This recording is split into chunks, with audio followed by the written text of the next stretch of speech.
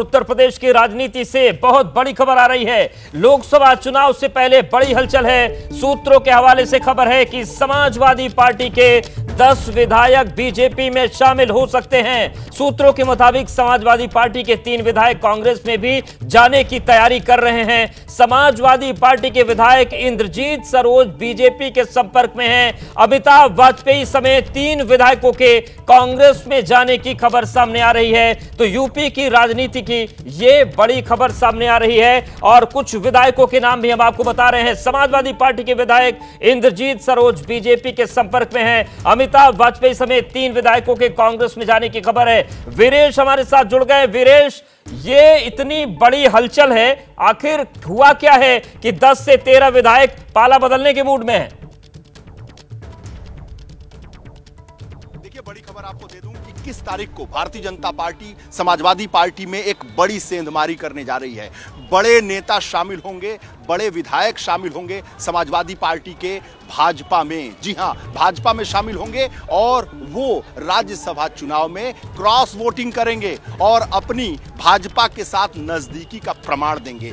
अवध के कई ऐसे विधायक हैं। इंद्रजीत सरोज जो राष्ट्रीय महासचिव हैं समाजवादी पार्टी के, रामचंद्र प्रधान जो एमएलसी हैं भाजपा के और पिछड़ा मोर्चा के महामंत्री हैं, उनके अभी हाल में समधी बने हैं, वो भी कतार में हैं। पूजा पाल, याद करिए, पूजा पाल जो समाजवादी पार्टी की विधायिका है, वो भी भारतीय जनता पार्टी के संपर्क में हैं। और लालगंज सुरक्षित से जो बसपा के सांसद हैं, उनके पति महोदय जो विधायक हैं, वो भी संपर्क में है भारतीय जनता पार्टी के। और ऐसे ही कांग्रेस को भी सफलता मिलने वाली है।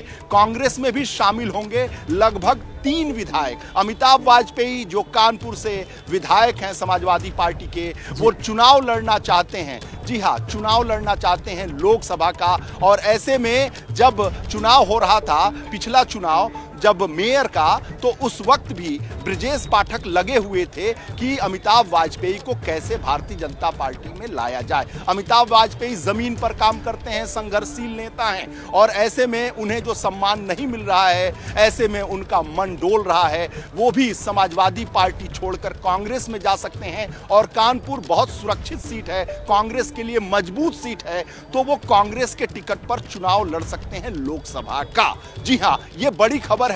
लगभग 10 ऐसे विधायक हैं जो क्रॉस वोटिंग करेंगे राज्यसभा के चुनाव में। अगर जरूरत पड़ी भारतीय जनता पार्टी को, जरूरत नहीं है, भारतीय जनता पार्टी गणित के हिसाब से, आंकड़ों के हिसाब से राज्यसभा में अपना 8वां प्रत्याशी जिता लेगी और तीसरे जो प्रत्याशी हैं समाजवादी पार्टी की, उनकी हार होगी। ऐसा सोर्सेस पर, आंकड़ों से यह बताया जा सकता है। भाजपा को अपने 8वां प्रत्याशी जिताने के लिए किसी भी तोड़फोड़ की जरूरत नहीं है, सब टूटे हुए हैं और भाजपा के संपर्क में हैं। अवध में कई ऐसे विधायक हैं जो भारतीय जनता पार्टी के संपर्क में बिल्कुल संपर्क में है। लेकिन वीरेश, जो आप नाम ले रहे हैं, जिसमें से इंद्रजीत सरोज की आपने बात की, अमिताभ वाजपेयी की बात की, ये अपने अपने क्षेत्र के, अपने अपने इलाकों के दिग्गज हैं। आखिर इस मोहभंग की वजह केवल चुनावी राजनीति है या फिर और भी अंदर खाने में कोई खटास चल रही है अखिलेश यादव के साथ इन नेताओं की?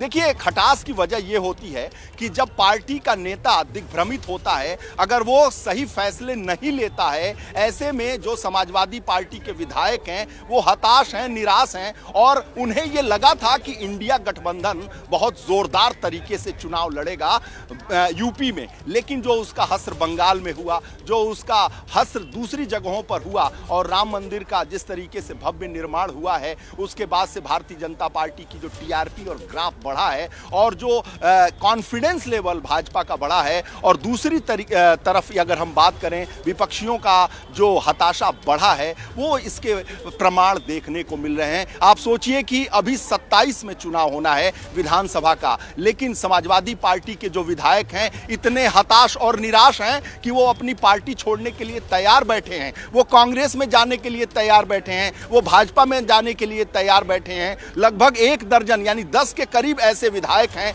जो भारतीय जनता पार्टी ज्वाइन करने के लिए आतुर हैं। यानी 27 में चुनाव होना है, 24 में, अभी हम 24 में बात कर रहे हैं, 3 साल उनके पास बचा हुआ है, लेकिन वो समाजवादी पार्टी के खिलाफ जाकर क्रॉस वोटिंग करने को तैयार है। ऐसे में यूपी की सियासत से ये बहुत बड़ी खबर है, जब राहुल गांधी और अखिलेश यादव आपस में गठबंधन करके 24 में भाजपा को रोकने की कोशिश में लगे हुए हैं। इस वक्त मैं काशी में मौजूद हूं, वाराणसी में मौजूद हूं, प्रधानमंत्री नरेंद्र मोदी के संसदीय क्षेत्र में मौजूद हूं, जहां राहुल गांधी की भारत जोड़ो न्याय यात्रा इसी प्रांगण में मौजूद है जहां पर मैं मौजूद हूं। इस वक्त राहुल गांधी वही हैं जहां से मैं आपको बता रहा हूं, और ये सारा जो दृश्य आपको दिख रहा है, तंबू कनात, पल्लवी पटेल भी आपको दिख रही होंगी। पल्लवी पटेल का जिक्र वीरेश आपने किया, तो यही सवाल मेरा आपसे है कि एक तरफ अमिताभ वाजपेयी कांग्रेस की तरफ बढ़ते हुए दिख रहे हैं, पल्लवी पटेल तस्वीर में दिख रही हैं, बिल्कुल सीधे आप बात ही कर लीजिए उनसे। जी देखिए, पल्लवी पटेल हमारे साथ हैं। पल्लवी जी, समाजवादी पार्टी के बहुत सारे ऐसे विधायक हैं क्रॉस वोटिंग करने के लिए तैयार हैं और वो भाजपा के संपर्क में हैं, और कई ऐसे हैं जो कांग्रेस के संपर्क में हैं। मुझे इस बारे में कोई जानकारी नहीं है सर।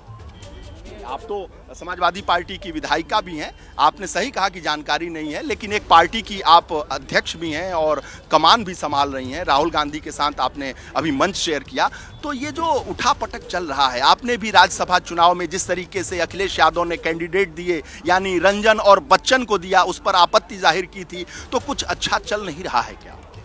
आज भारत जोड़ो न्याय यात्रा की बात कर लेते हैं।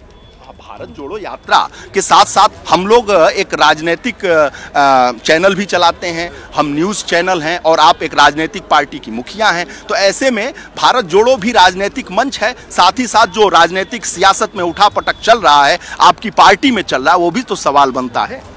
नहीं, मुझे ऐसा नहीं लगता कि कोई उठापटक चल रहा है।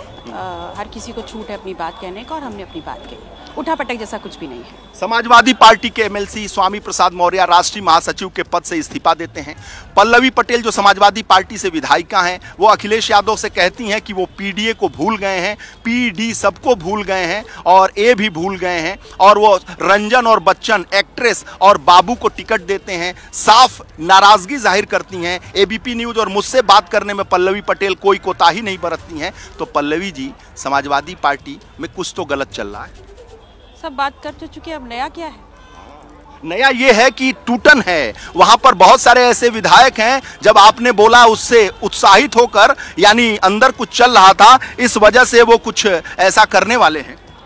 मुझे लगता है इस सवाल का सही जवाब राष्ट्रीय नेतृत्व से अगर आप पूछेंगे तो ज़्यादा बेहतर तरीके से बता पाएंगे। मैं मानता हूं कि पल्लवी पटेल एक मुखर वक्ता हैं, वो लाभ हानि का कोई परवाह नहीं करती हैं, और वो जमीनी नेता हैं। ऐसे में पल्लवी पटेल को अगर एबीपी न्यूज का दर्शक देख रहा है, तो वो ये जानता है कि पल्लवी पटेल आएं बाएं की बात नहीं करती हैं, स्ट्रेट फॉरवर्ड बात करती हैं। और पल्लवी पटेल को मैं माइक लगाऊंगा तो मैं चाहूंगा कि दर्शकों की जो मनसा है वो स्पष्ट हो, उनको उनकी जो भूख है वो शांत हो कि आखिर समाजवादी पार्टी में हो क्या रहा है। पल्लवी पटेल मुखर वक्ता हो सकती है, लेकिन समाजवादी पार्टी का नेतृत्व नहीं है। विधायक तो हैं, बिल्कुल गठबंधन की विधायक हूँ, और वहाँ पर क्या चल रहा है उसका सही विश्लेषण करके, सही आंकलन करके अगर कोई जवाब दे सकता है आपके प्रश्नों का, तो मुझे लगता है राष्ट्रीय नेतृत्व दे सकता है। पीडीए जो जिसका नारा अखिलेश यादव लगातार लगाते हैं, पीडीए पीडीए पीडीए पीडीए राज करेगा, हाँ, राम राज नहीं पीडीए का राज होगा, तो ऐसे में पल्लवी पटेल सपा की विधायक हैं, तो उन्होंने आपत्ति तो जाहिर की थी। अगर सब कुछ सही होता तो 3 दिन पहले